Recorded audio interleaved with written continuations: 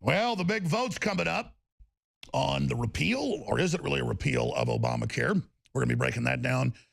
We have massive news on Soros trying to stir up race wars and civil unrest. It's a big, important transmission on this Friday worldwide broadcast. But first, well, we also have one of the top survivors from Benghazi joining us today. A lot of other big guests. But first off, a key report from John Bound. Breitbart and InfoWars under investigation for ties to Russia. Report. That's right, Stephen Bannon trying to cut middle-class taxes, rebuild our military, and defend our borders and get the VA working right, as well as kill Obamacare. Decorated Navy officer. Can't trust him, can't trust anybody, but we can trust Nancy Pelosi and Barack Obama and John Podesta and Michael Moore, can't we? We need to reduce the deficit and so therefore we must cut education. That is a stupid economy. A moment of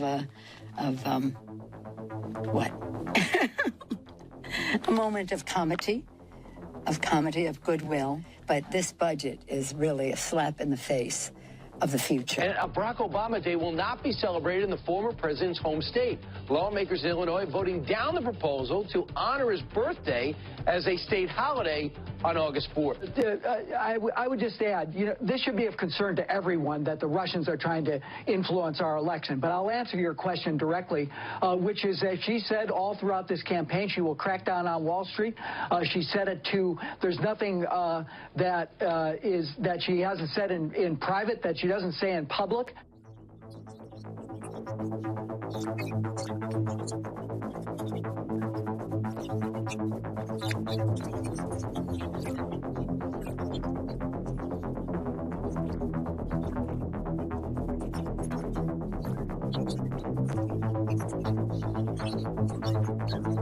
And this, you see, has been built up for months.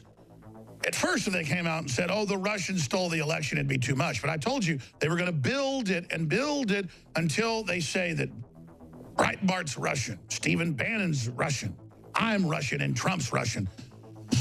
And if Trump and his people don't counterstrike when Hillary is openly on the communist Chinese payroll, sold 30% of our uranium to Russia, got all of these tens of millions for it, and if they don't start the indictments of the open crimes they've committed, they're not going to stop. This company, Uranium One, had outposts in the U.S. in uranium mines. So they were essentially bargaining to sell their company to the Russians so the Russians could, in part, control U.S. uranium production. And in order for that deal to be signed off on, one of the federal agencies of the United States that had to okay it, because this is national security, is the State Department, then headed up by Hillary Clinton. It's undisputed. Even the precious New York Times admits that. So what's the big story here? The FBI is very careful in how we handle information about our cases and about the people we are investigating. First, I recently confirmed that on numerous occasions, the intelligence community incidentally collected information about U.S. citizens involved in the Trump transition.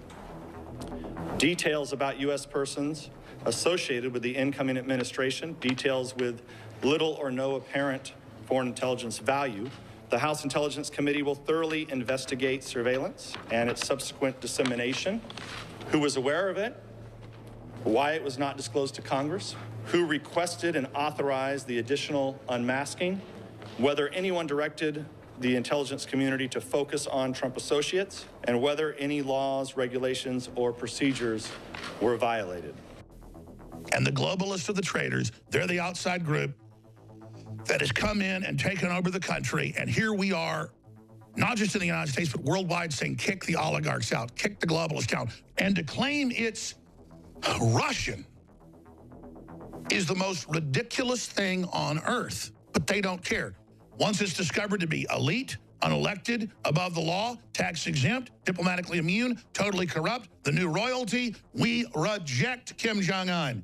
We reject Queen Elizabeth II.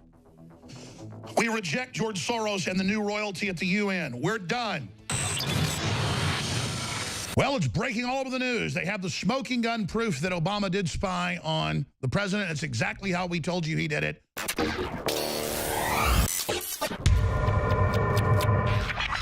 Look, I'm not going to sit here and say, see, I told you so, that communist Chinese-style net censorship was coming to the web, because it's already here. It's being announced. The way you keep the internet open and free is you get involved more than ever. Go to Infowars.com/app. A new battleship in the fight. Infowars Live, available right now. We're looking for a crew to man it. You gonna sit down and play games and be a trendy? Or are you gonna be part of history? Don't sit by and let the internet and free speech be stolen from you. Take action.